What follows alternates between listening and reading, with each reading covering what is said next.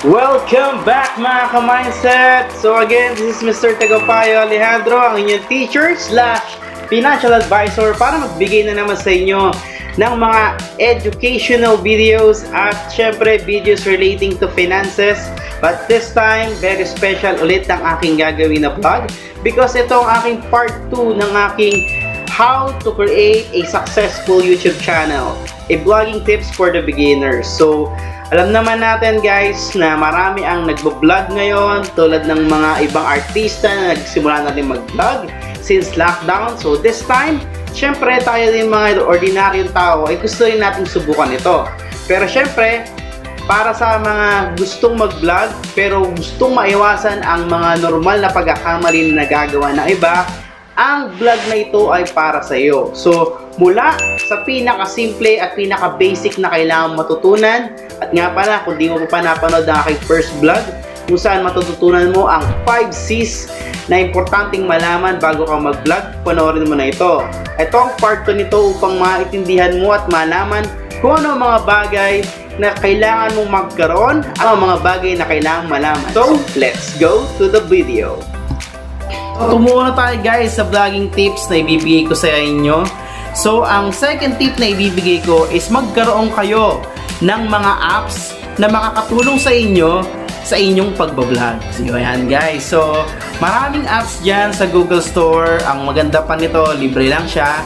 So, ang kailangan mo lang gawin is i-download ang mga app na ito at gamitin. So, ano ang unang-unang app na i-recommend ako at ipapayo sa inyo na i-download nyo? So, ito ay ang KineMaster. So, ang KineMaster isa siyang video editing tool na napaka-user-friendly. Parang ang kaibigan mo lang na pag kailangan ka lang, doon ka lang pupuntahan at kakausapin. Hindi, joke lang. So, sinasabi natin guys, ang KineMaster, ito ang pinaka-renowned na ginagamit ng mga YouTube beginners because napakadaling mag-edit. Halos kompleto na rin ito sa mga features tulad ng sound effects, curves. Meron din siyang mga different kinds ng features na siguradong swak na swak sa yung pagbablog. So, isang magandang tip guys, so hindi kayo basta-basta pwedeng mag-download ng mga sound effects or yung mga background music nyo sa kung saan man, like YouTube. Kasi sometimes meron silang mga copyright claims at yung mga copyright claims na ito ay bawal sa YouTube. Hindi ka mamonetize kapag meron ka mga copyright strikes at copyright claims. So, katulad kay Facebook, i-mute niya ang audio mo or sasabihin niya na i-mute mo to, kung hindi makakount ang mga views na nandito. So, sayang naman guys. Sayang naman ang inyong watch hours tsaka yung mga views na meron doon. At syempre, yung mga subscribers na nakuha mo mula doon.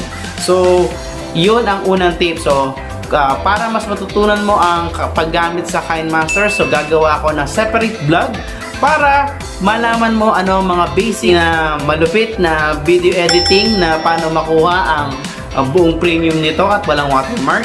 Please comment down below at i-message ka namin. Okay? So next guys, at dahil meron ka na yung video editor, ang susunod mo kailangan gawin is makagawa ng isang malupit na intro at outro ng iyong vlog. Syempre naman guys, sabi nga nila sa entrada pa lang, siguraduhin mong mahuhook na ang iyong mga audience at yung mga viewers para tapusin at tuloy-tuloy nila ang iyong video. So, kailangan mo rin itong intro maker. So, download nyo din ito guys sa Google Store lang dito at free din siya. Pwede ka gumawa dito ng intro at outro at meron na rin siya mga libreng mga sound effects na walang copyright at magagamit mo. Ang susunod is pagka-upload mo, gumamit ka ng malupit na thumbnail. Yes, kailangan mo ng, sabi ko nga doon sa aking first vlog, sa mga tips ko doon, makikita nyo at malalaman nyo na importante ang titles tsaka thumbnail. Kasi yung thumbnail, ito magre-represent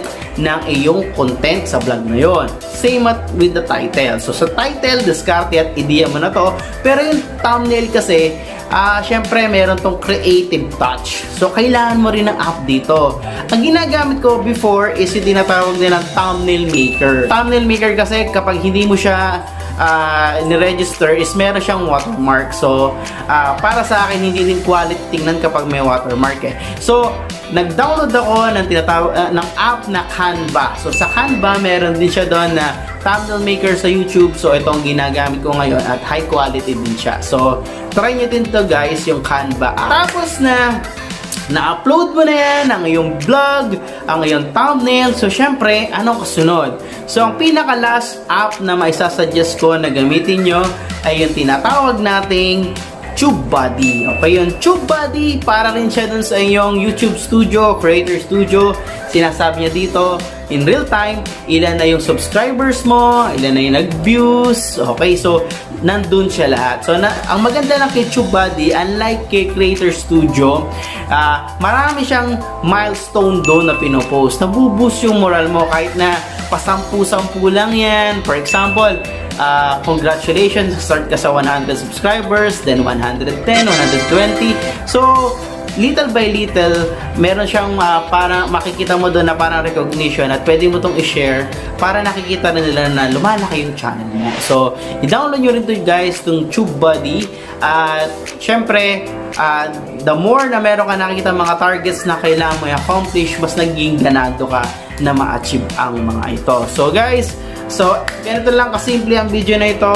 So, para mabigay ko sa iyo ang mga tutorials dito sa vlogs na ito, tutunan nyo yung mga apps kung paano ito i-download. Ay magpapakita ako sa inyo ng screen recording kung paano ito i-download at paano ito gamitin para masimulan nyo na matutunan ito at mai-apply. So, tumungo na tayo doon. At kung nabitin ka sa mga vlogging tips na ito, huwag kang mag-alala, hindi mo na kailangang hintayin pa ang aming next vlog dahil personal ka na naming iniimbitahan sa aming community at organization na kung saan nandun ang mga mentors at mentees na mga YouTube beginners. So, hindi po ito ang group na kung saan BLS, yakapan at kung ano pa man ha, kundi ito po ay isang Philippine YouTube Academy na kung saan tuturuan ka namin ng mga simple but very fundamental at essential skills sa pagbablog. Mula sa pagiging basic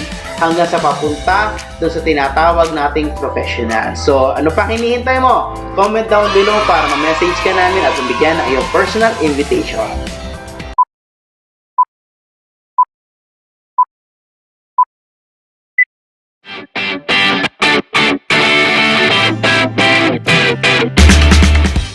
So what's up guys? So Mr Tagapayo here at ibibigay ko sa inyo ang tutorial screen recording. So nakita niyo, pumunta na ako sa Google Store at tinatype ko ngayon ang TubeBuddy.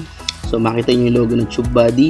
So na-install ko na ang TubeBuddy sa aking phone. So makita niyo dalawang channel nandyan, channel ng baby ko at channel ko. So makita niyo dyan, no, pagka open nyo kagad, nakita niyo ni live subscribers count. And then yung mga list ng mga videos nyo.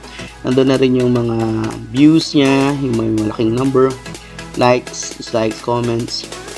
Yung mga comments mag-appear din. At yung sinasabi kong milestone guys. So sa milestone nakita nyo dyan kung ano na yung mga na-hit yung target.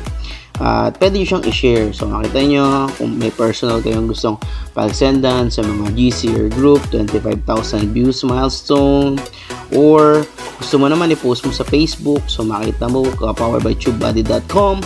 So nandun na yun at matutuwa yung mga viewers at mga subscribers mo to hit your milestone. So makita nyo dyan yung mga news, yung mga milestone, no? So makita nyo yung subscribers count, views, and uploads nandun. Ito yung mga kailangan mo targetan. Okay, so that's it for TubeBuddy. Tungo naman tayo dun sa next app. So ang next nating i-search will be yung Canva. So meron na rin akong Canva, no? So makita nyo dyan YouTube thumbnail. So madami yan, no? So meron din siyang mga Instagram post, Facebook post, flyer poster, photo collage, social media. So doon tayo sa YouTube thumbnail. So yung YouTube thumbnail guys. So ayan. So ito yung example, and then laro-laruin mo lang yan. Edit mo siya, pwede mo siyang i-download at meron lang siyang ibibigay sa yung instruction para wala siyang watermark. Okay? Next natin is yung thumbnail maker. Ito yung una kong version. Kung talagang nagsimula ka pa lang, ito yung masasabi ka na very simplified app. So, yung makita nyo dun sa picture lang yan. nasa baba yung text, meron siyang mga stickers. So piliin mo lang yung mga free. At syempre, yung sinasabi ko, once na matatapos mo yan, meron kang watermark. So kaya hindi ko na siya ginagamit. Pero sabi ko nga, para mas mapapadali at beginners pa lang naman, is pwede na rin siya. Ito yung sample na ginawa ko. So split screen, sample yan, lagyan mo na ng verses, or kung ano man na gusto mo ilagay dyan. So may mga ads, no? Don't worry, pwede na naman X yan. So save at drop. Okay, so matuto na tayo kagad sa susunod. So yung susunod natin will be, yun, baby ko po yun, kung narinig nyo, yung intro maker. So ito guys, napakadali din gamitin, napaka user friendly din ito, tulad ng best show up mo.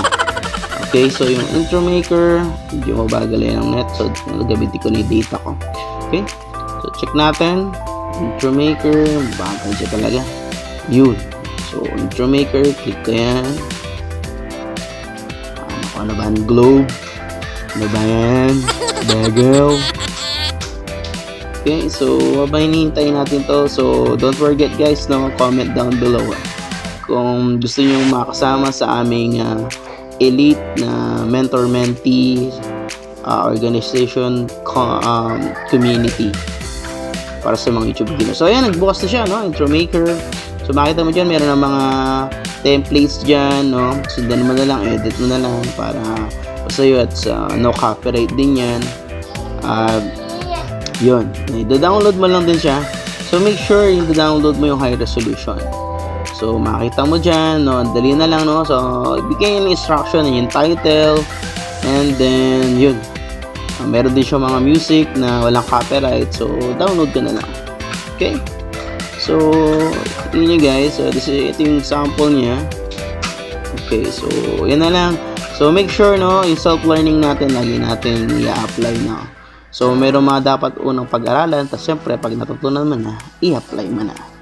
So that's it guys. So again, please comment down below, and don't forget to subscribe to my channel, hit that notification bell para laging updated. At syempre yung personal invitation namin sa inyo, comment down kung gusto nyo maging part ng aming community organization ng mga YouTube beginners, kung saan nandun ang mga mentors at mentees. So ito, pahabol lang ng Kanya Master Pro. So ito yung mga freebie namin ibibigay. Once nakasali ka sa aming community, ibibigay na namin sa iyo na libre ang Kanya Master Pro Premium, kung saan ibibigay kaming link na license siya, at yun, magagamit mo lahat ng feature na libre, hindi mo siya kailangan bilhin. So again guys, thank you. This is Mr. Tagapayo Alejandro.